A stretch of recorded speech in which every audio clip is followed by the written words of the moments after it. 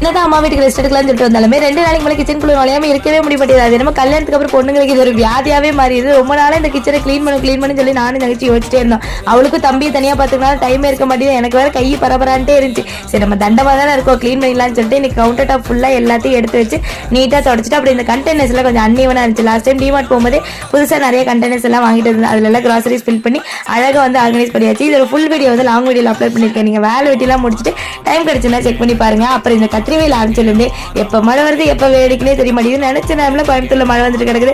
அதுவும் வர்ற மழை வந்து ரொம்ப நேரம் பெய்ய மாட்டேங்குது. கொஞ்ச நேரத்துல நின்றுதா அது வேற சூட்டை கிளப்பி விட்டு போயிருது. இந்த மழையில வந்தாலே நான் வடக்கணும்னு ஒன்று இருக்கவே இருக்காது. எனக்கு ஏதாவது சூடா சாப்பிடலாமான்னு சொல்லி தோடிட்டே இருக்கும். ரொம்ப நாள் ஆச்சு இந்த காளான்லாம் சாப்பிட்டாது. நம்ம ஊர் காளான்ல எக்ஸ்ட்ரா டேஸ்ட்லேயே இருக்கும். இன்னைக்கு ஆசைப்பட்ட மாதிரி காளான் பேல்பூரியெல்லாம் வாங்கிட்டு திருப்தியா சாப்பிட்டாச்சு. ஏன்னா சென்னைக்கு போயிட்டு அப்படின்னா இந்த மாதிரி ஐட்டங்கள்லாம் வாங்கவே மாட்டோம். முக்கால்வாசி வீட்டில் சமைக்கிறதோட சரி. அதனால என்னென்னலாம் சாப்பிடும் போல இருக்கும். இங்க அம்மா வீட்டில் இருக்கும்போது நல்லா சாப்பிட்டு குண்டானாலும் பரவாயில்லன்னு தின்ட்டு தெரியுது.